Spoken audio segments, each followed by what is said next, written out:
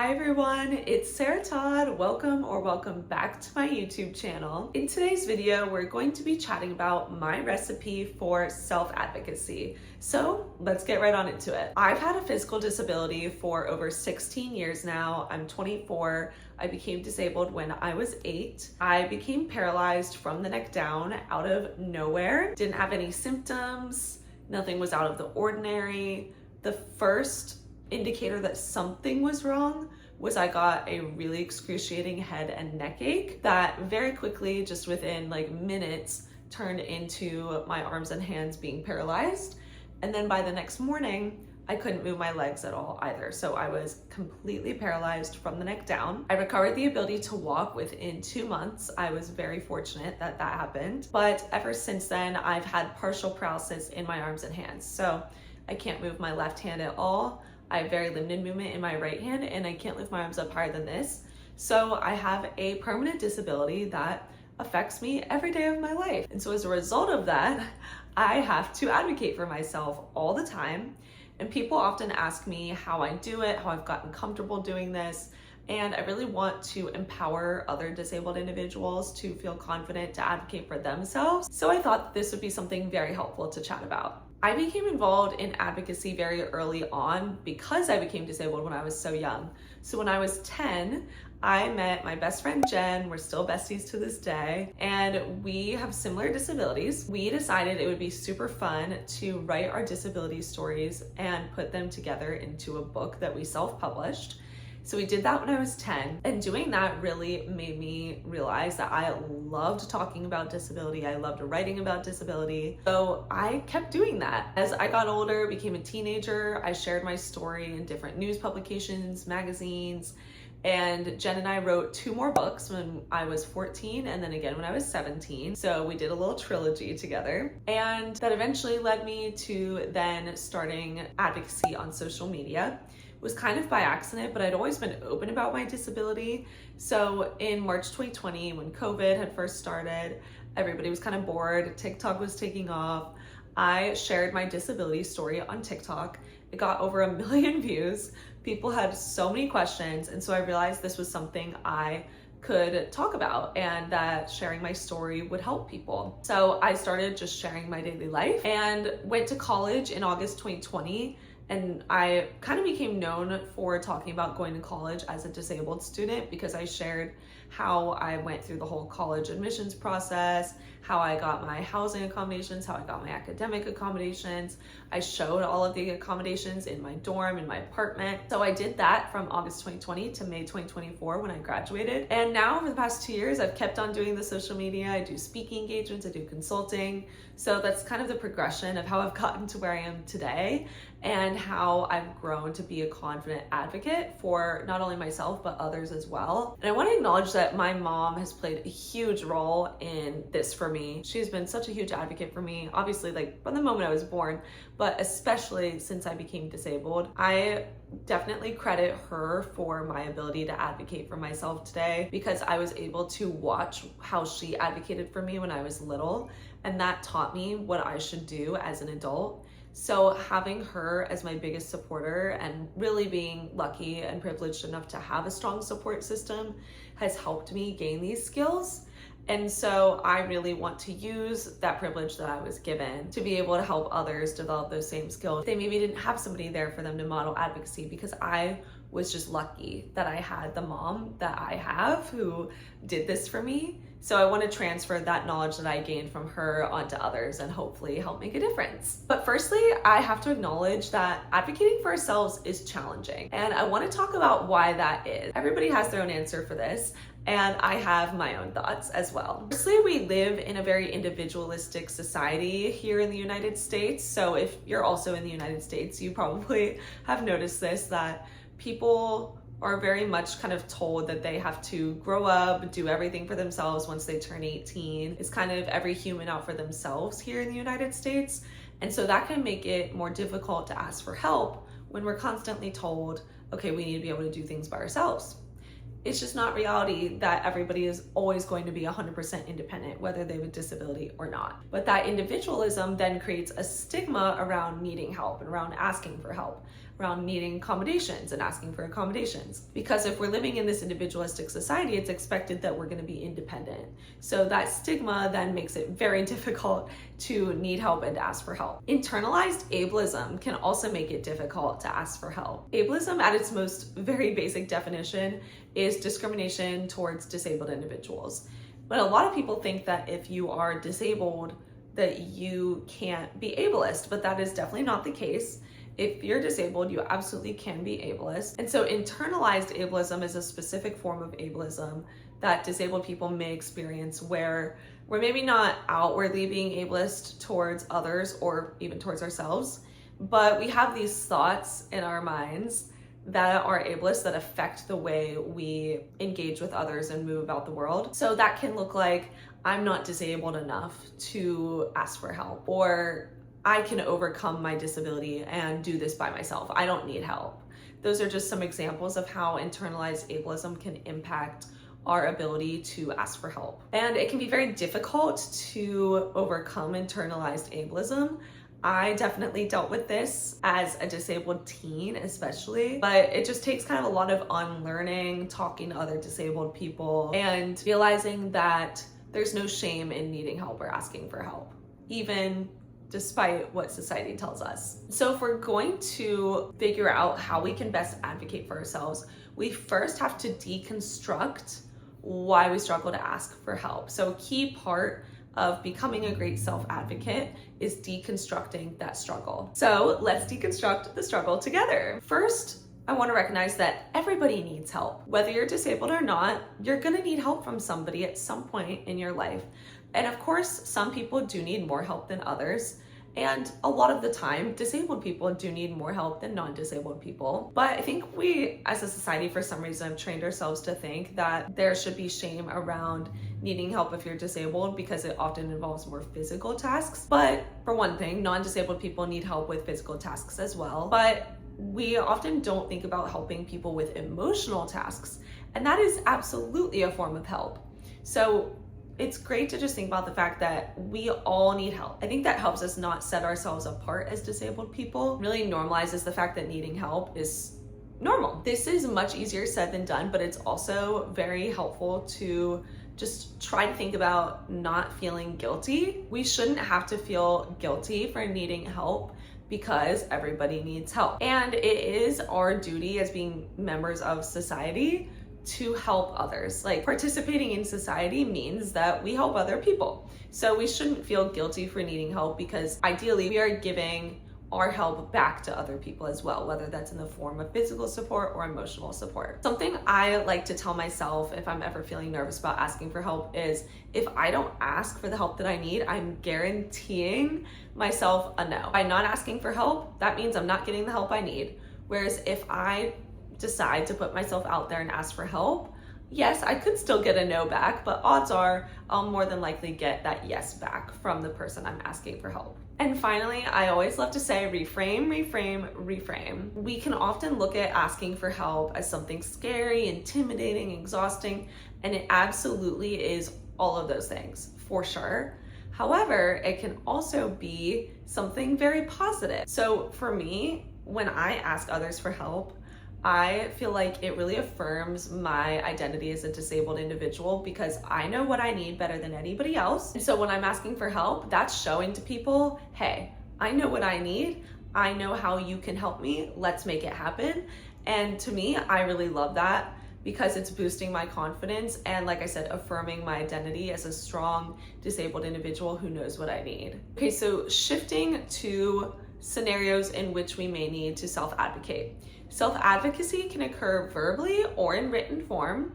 So it's important to recognize that there are different ways we may need to self-advocate because of that. We might have to type up our request for help on a Word document.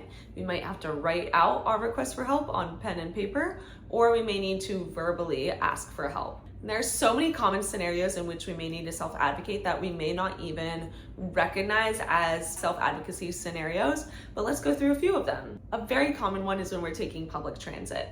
So for example, if you're somebody who needs a seat on public transit and all the seats are full, you may have to go up to an individual and ask if they'd be willing to give up their seat. Now, if they're disabled and need the seat, then they'll have to tell you that, and it's very important to respect that they can't give up their seat and go and ask somebody else and hope that there is somebody who can give up their seat. But that's just an example, having to ask somebody if you can have their seat. Another example might be if you're a wheelchair user and you need the train conductor to let the lift down for you to get up on the train. You'll have to ask for help from the train conductor to get that lift down. Otherwise, you might miss your train. Another common scenario is when traveling, like by airplane. I do this a lot by myself, so I kind of have it down for what I need to do to get the help that I need. I always talk to flight attendants when I board and tell them what I need from them. And it's usually a very quick interaction, and I've always had it go well. I've never had a bad experience, thankfully. I've been lucky, but that's another common scenario. Even when we're eating out, we might have to self-advocate. Sometimes I ask servers to bring my food out cut for me. Like if I order a wedge salad, I ask them to bring it out chopped because I can't cut the salad by myself. Sometimes they're not able to do this, so I just have whoever I'm with do it for me, but it's easier if I can have it brought out to me that way so that I don't have to ask who I'm with to help me, because that's not always appropriate. So that's a form of advocating when you're eating out. Another form of advocating when eating out is asking for a straw to be brought out. Oftentimes, straws are not brought out with drinks, they're available upon request. So you have to take it upon yourself to ask for a straw if that's something you need. So those are seemingly small examples, but they can be intimidating. You may even have to self-advocate when shopping. Sometimes I need help when I'm checking out my items. Like I can't always lift the item up and scan it, or I need help putting it in the shopping bag, or I need help bringing my groceries out to the car. So those are just some examples of self-advocating when shopping. Attending school or college is a huge one. Y'all might know if you've watched my videos before that that's something I talk about a ton because I had a lot of experience self-advocating when I was in college. You will have to go through processes to get academic accommodations and housing accommodations, and it can be very difficult to do. There's often very extensive processes for those things, but it's super important to make sure that your school experience is what you deserve it to be. Advocating for yourself at work is another huge one. We often need certain accommodations to do our jobs, and the processes to get those are often super difficult, not easy to do. If we need accommodations to do our jobs, it's important that we go through that process to get the accommodations that we need. And a lot of the time, employers can make that way more difficult than it needs to be. They can push back at our requests. And so it can be very helpful to learn how to deal with pushback like that, because disabled people shouldn't be left without the accommodations that we need. And those are definitely not the only scenarios in which we may need to self-advocate. Those are just very common ones that I like to point out. But I'd love to share with y'all how I self-advocate when I board a plane, because this is something a lot of people have to do and it can be very intimidating. But I have recorded myself chatting with flight attendants on 2 occasions. I'll share the first video with y'all here. We'll watch it together and we'll chat about it. People found it very helpful when I shared it on TikTok, on Instagram, all the things. They said they loved having like a script of sorts to help them learn how to advocate for themselves. So let's watch the video and then we'll chat about it. Hello. Excuse me, can I chat with you before I go to my seat?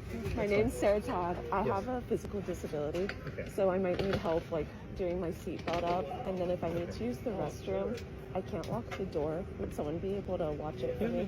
Okay. All right, thank you. I'm in 20C. 20C. Yes. Thank you so much. Appreciate it. So that video was literally only 20 seconds long. That is how quick that interaction I had with the flight attendant was. So I think that can be helpful too, like kind of having a timestamp on a self-advocacy interaction, because we often tell ourselves like, this is gonna take forever, it's gonna be a long conversation, but I think knowing it can be as short as 20 seconds can be so helpful to help us realize, okay, this is not gonna take as long as I think it is. That can be so helpful. And what I did in that video may seem very intimidating, but what I find helpful is to break it down into 3 steps. So firstly, I introduced myself. Secondly, I stated my access needs. And thirdly, I offered gratitude. That's it. That's all I did.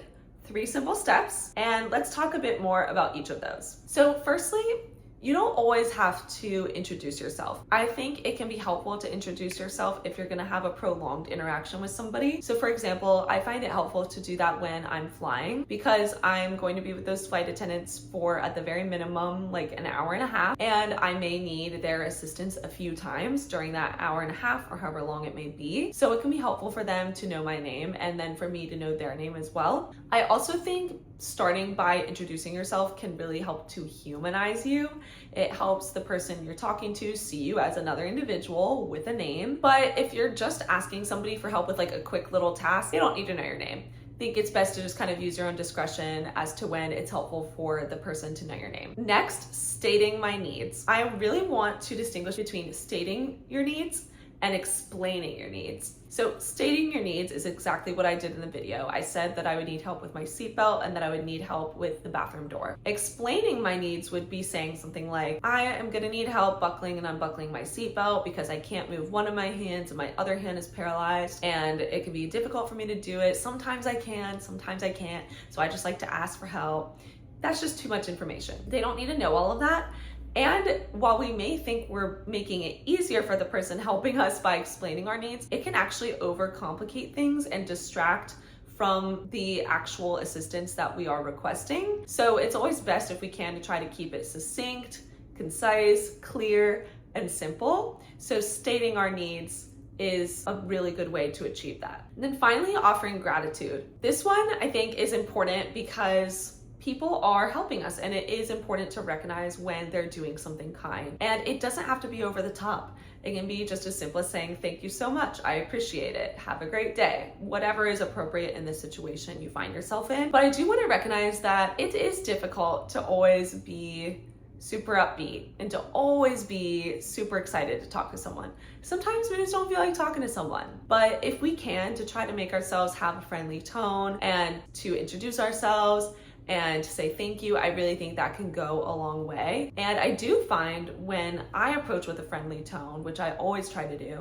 when I offer gratitude, which I always do, I get that same tone and that same gratitude back. So I think that really shows that people are maybe more willing to kind of match that energy if we give that to them. So on that note, let's talk about some helpful tips to remember. I talked about introducing yourself, having a friendly tone, offering gratitude. So if possible, always great to do those things, but I do like to recognize that that is difficult. Being disabled is exhausting, it's tiring, it's hard to ask for help. We're maybe not always in a good mood, and that's okay too. But when people are helping us, we definitely need to treat them with respect. Again, going back to stating versus explaining your needs, keeping your statement clear and concise, and also not phrasing it as a question if applicable. Sometimes that might work better, but a lot of the time, what I like to do is just state my needs. I don't like to ask for the help. I like to state that I need the help because when I'm flying, me having my seatbelt buckled is not optional. That's required. And if I can't do that, I need somebody to do that for me.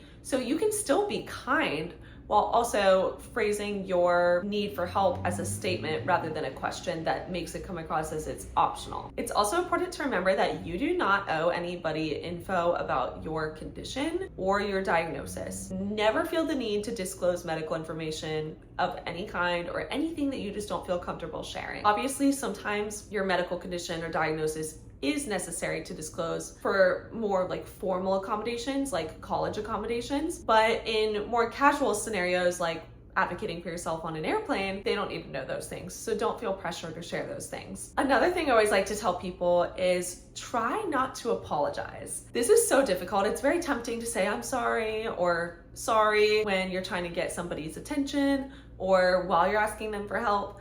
But if possible, I think it's always great to say, excuse me, or pardon me, because you're achieving the same thing that saying I'm sorry or sorry achieves, but it removes this feeling of like being a burden on somebody and more so just acknowledges like you're trying to get their attention or you're pulling them away for a minute. And constantly having to apologize like for our existence or for needing help can kind of, at least for me, make me have like some negative self-talk going on in my brain. So it can be helpful to reframe that to be more positive or at the very least more neutral by saying excuse me or pardon me rather than sorry. Something I also love to remind myself is that most people are happy to help. I think when we're on the internet, it can seem kind of like a very very depressing place full of doom and like people aren't happy to help. But in the real world, when we're actually interacting with people in real life, in my experience, people are more often than not very happy to help. And obviously I've had some people who aren't, but like 95% of the time people are happy to help. So reminding ourselves of that can maybe take away some of the intimidation of asking for help. Something I also love when I ask people for help is that I often meet a new friend. Like I get to talk to somebody that I never would have had the chance to talk to. I get to learn about them, they get to learn about me, and we can have a very pleasant interaction. I always think this, like, for example, when I go through TSA at the airport, if I have a very sweet TSA agent helping me, it's always so fun just to get to learn about them, even if the interaction is short. I've had very many kind TSA agents help me and share a little bit about themselves and their life, and I'm always like, this is so cool. Like, I never would have met this person, and it doesn't matter that the interaction is short. It can be fun to meet somebody, meet a new little friend, and I think it just really reminds me of the humanity of others, and so that's definitely a positive. Something that I always like to leave people with to think about is that it can be empowering to be your own advocate. So like I said, while it's exhausting, while it's tiring, while it is unfair a lot of the time, it can also be empowering. Advocacy doesn't have to be just one thing. It doesn't have to be just negative either. It can be nuanced. It can be a lot of different things. A lot of different emotions and feelings around advocacy can exist all at the same time. We can find it tiring, exhausting, difficult, intimidating, nerve-wracking, annoying, unfair. We can also find it empowering. That can all exist at the same time. The reason I find advocating for myself empowering is I know that I know my access needs better than anybody else. And so recognizing that can be empowering. That can definitely be a confidence booster. And I find advocating for myself a way to like boost my pride around my disability. It really affirms my identity as a disabled individual. It makes me feel proud to be disabled because I'm doing a difficult thing when I'm advocating for myself. So I think disabled people deserve credit for that. And advocating for ourselves can affirm our disability experience in that it can give us new skills. Like we can learn interpersonal communication skills, we can boost our confidence, and we can learn better ways to connect with others. So those are all really positive experiences that come out of having to advocate for ourselves. Okay, I would love to leave you all with this final little activity that y'all can do if you like. I've given this presentation before, and viewers often find it very helpful to practice self-advocacy for themselves. So if you could think of a common scenario you personally experience in which you may need to self-advocate, and then practice writing a script for yourself or how you might advocate for yourself in this situation in the future. So you can take some time to maybe do that if you want to type it out, write it out, or just think about it in your head. And if you'd like, I'd love for y'all to share your scripts in the comments. I think this could be very helpful for others to see what scripts you came up with. Maybe they have a similar situation or maybe even the same situation as you. And so seeing your script could be helpful to them. So if you'd like, totally feel free to share. I think this would be so helpful for people. But if not, I hope that this video was helpful in some way for you all. Please let me know if you have any questions about self-advocacy, and I'm looking forward to reading y'all's scripts in the comments if you choose to share. If this video was helpful, please do give it a like and subscribe to my channel. I post a new long form video every Monday at 12 p.m. Pacific time, 3 p.m. Eastern time, and I hope to see you all at the next video. Have a great day, everyone. Bye!